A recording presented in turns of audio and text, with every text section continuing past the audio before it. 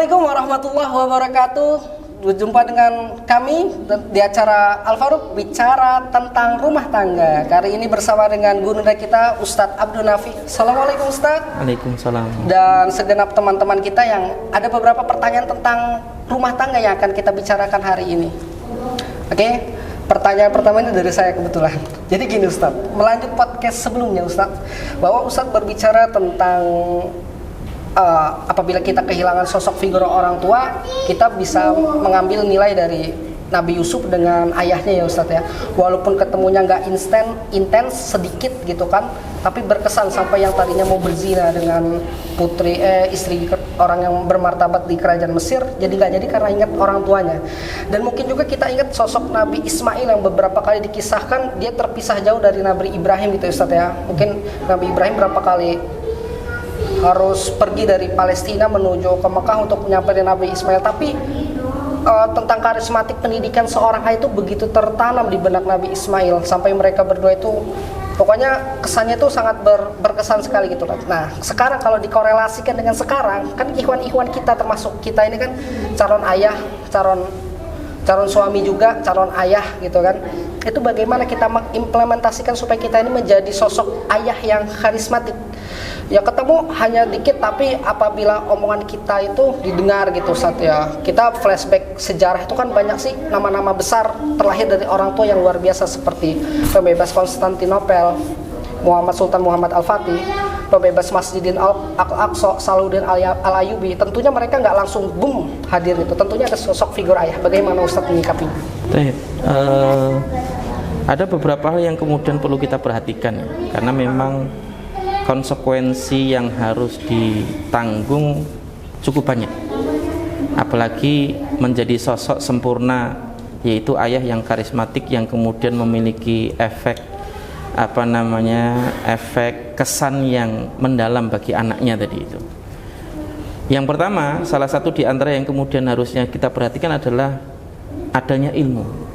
Karena dengan ilmu itulah yang kemudian memberikan kesan yang jauh lebih dalam dibandingkan hanya sekedar mengajarkan pengalaman ya. Karena ilmu itu terikat langsung dengan Allah Subhanahu wa Ta'ala.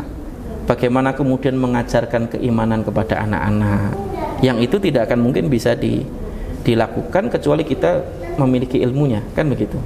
Bagaimana kemudian mendidik tentang apa yang halal dan yang haram, bagaimana mendidik anak itu agar memahami tentang apa yang boleh dan tidak boleh, bagaimana tentang adab. Nah kalau adab ini baru mungkin kita bisa bicara pengalaman ya. Kalau tentang adab ini baru mungkin kita bisa bicara tentang pengalaman, yang itu salah satu di antara hal yang kemudian penting untuk kita perhatikan, meskipun core-nya tetap menggunakan core ilmu, supaya kemudian ketika kita menyampaikan adab itu tolok ukurnya betul-betul syariat ya. Meskipun ada unsur pengalaman di situ yang bisa kita sampaikan, walaupun dalam masalah ibadah juga kita bisa sampaikan tentang unsur pengalaman dulu. Misalnya kalau kita punya gambaran tentang seorang ayah, bagaimana dulu kita mengalami ketika kita kecil dengan orang tua kita, itu bisa kita jadikan sebagai tambahan untuk bercerita kepada anak tadi. Ini satu hal. Kemudian yang kedua, yang kemudian juga penting untuk kita perhatikan adalah bagaimana kita itu melakukan sesuatunya itu adalah di hati-hati ya, di hati-hati. Kenapa? Karena kalau berbicara tentang seorang ayah itu adalah kita berbicara tentang seorang sosok figur yang ditiru ya. Anak itu dia tidak terlalu banyak mendengarkan, dalam arti karena nalarnya yang mungkin masih berkembang, kemudian pemahaman kosakata yang belum tentu dia pahami semua. Yang paling mudah dia lakukan adalah melihat apa yang dilakukan ayah ya.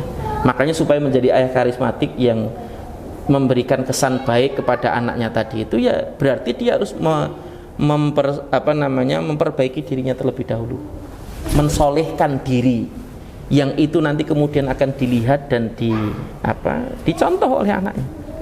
Karena itu pelajaran paling mudah, melihat, mencontoh, itu paling mudah ya.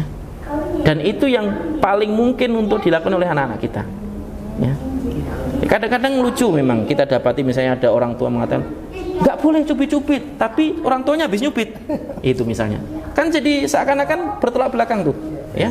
Kayak misalnya nggak boleh marah-marah gitu, tapi orang tuanya ngomongnya sambil marah-marah. Itu kan satu hal yang bertentangan gitu, kontradiktif.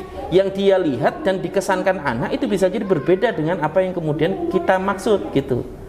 Karena yang dikesankan anak adalah yang dia lihat dan dia dapati dari orang tuanya, bukan apa yang disampaikan. Bisa jadi. Dan ini tergantung nanti usia anak juga gitu kan.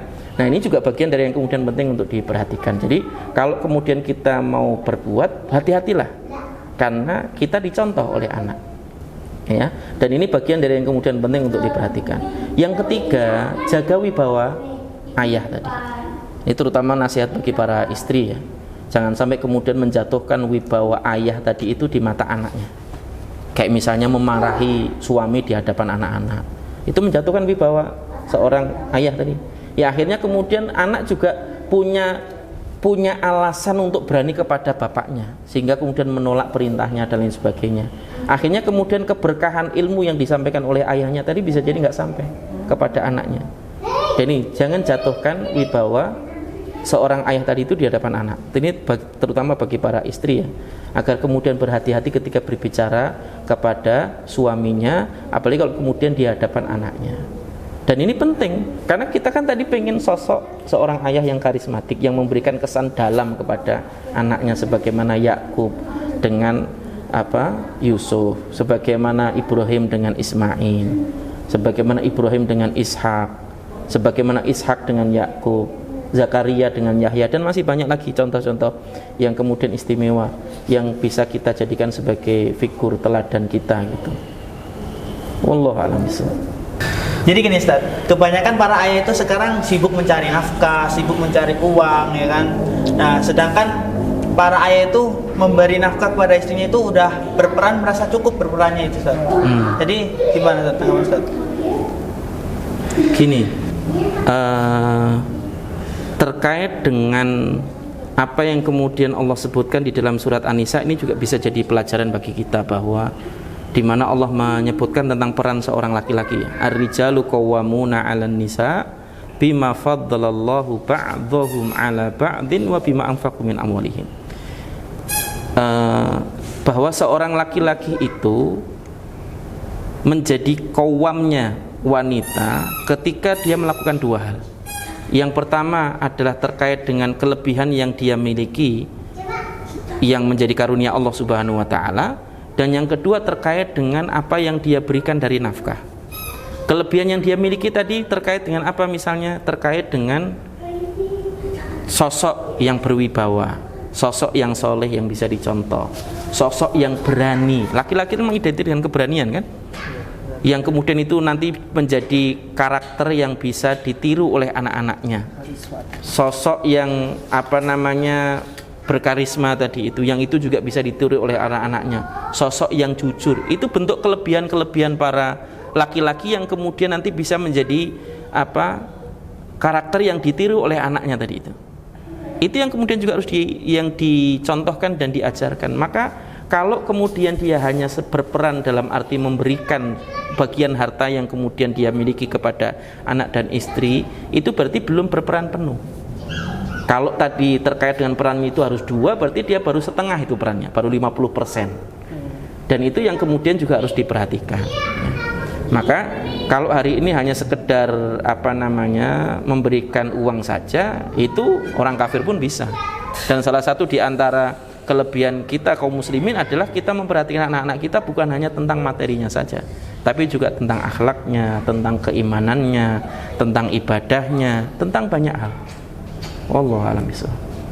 Masya Allah, penjelasan dari guru kita Ustaz Abdul Nafi tadi sangat luar biasa. Jadi kita itu sebagai ayah itu harus memberikan kesan yang koam sebagai seorang suami sekaligus ayah. Jadi kita itu harus membentuk karismatik dan meniru orang-orang yang hebat terlebih dahulu yang telah mendahului kita. Tentunya hal-hal seperti itu nggak didapatkan dengan instan, ya Ustaz ya. Harus banyak kita itu menuntut ilmu, belajar dari orang-orang besar, bertanya dengan orang yang ahli di bidangnya, atau kita mempelajari sejarah Rasulullah, manusia yang paling sempurna di bumi ini. Jadi kita itu berperan sebagai ayah itu nggak cuma sebagai mesin ATM berjalan, betul ya Ustadz ya?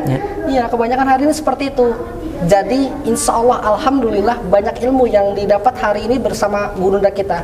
Terima kasih Ustadz atas ilmu yang telah diberikan. Oh iya, sama-sama. Jazakallah khair. Insya Allah bicara tentang rumah tangga akan kembali dengan episode selanjutnya yang tentunya bakal lebih menarik lagi, pertanyaan-pertanyaan dan seputar tentang rumah tangga. Jika Anda sekalian ingin bertanya tentang rumah tangga, bisa bertanya di media sosial kami. Insya Allah nanti bakal kami bahas ke acara podcast selanjutnya. Baik, wabillahi taufiq wal hidayah. Assalamualaikum warahmatullahi wabarakatuh. Waalaikumsalam warahmatullahi wabarakatuh.